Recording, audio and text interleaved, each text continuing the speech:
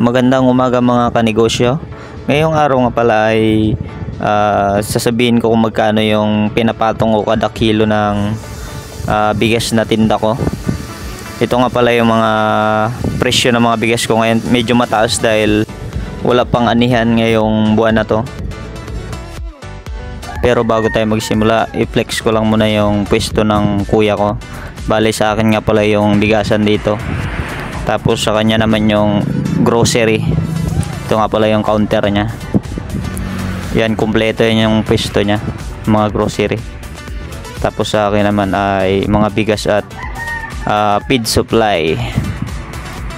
Ngayon nga pala ay nag-order na rin ako ng bigas dahil naubos agad yung mga regular rice ko nakarang in-order. Tingnan nyo yung mga naiwan, mga imported na lang. Kung gusto mo rin nga magkaroon ng negosyo na katulad ng ganito, bigasan to siya tapos grocery, ay mag-subscribe ka sa aking YouTube channel para may idea ka rin kapag gusto mo na mag-start ng ganitong negosyo rin. Ang pinapatong ko nga pala sa per kilo ng bigas ko ay 5 piso.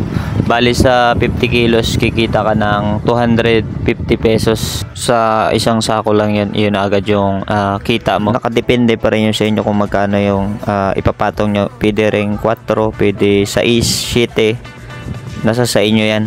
Basta't compute nyo lang yung puhunan nyo. Pero wag namang sobrang laki ng ipapatong nyo sa mga binta nyong bigas, baka mawalan na kayo ng customer.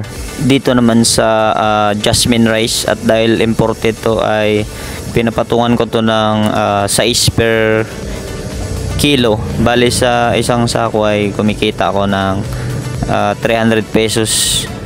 Medyo mataas kasi yung puhunan ng imported natin, kaya kailangan bawiin rin natin sa yung pinuhunan natin dito para magkaroon rin tayo ng kahit papaano ng konting kita.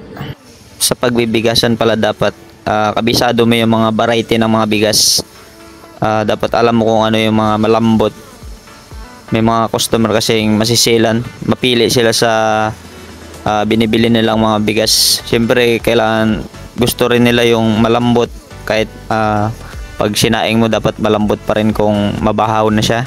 Kaya sa akin ang ginagawa ko kapag bagong dating yung bigas, tinatry ko agad sa ingin to para malaman ko kung ano nga ba yung kanya, kung malambot ba or matigas kapag nabahaw. Dito kasi sa lugar namin yung mga tao, tinatanong agad nila kung kapag bibili sila kung pag nabahaw ba yung bigas matigas. Kapag matigas, hindi sila bumibili. Pero meron ding iba gusto nila yung sakto lang yung lambot. Yan, may mga ganyang customer.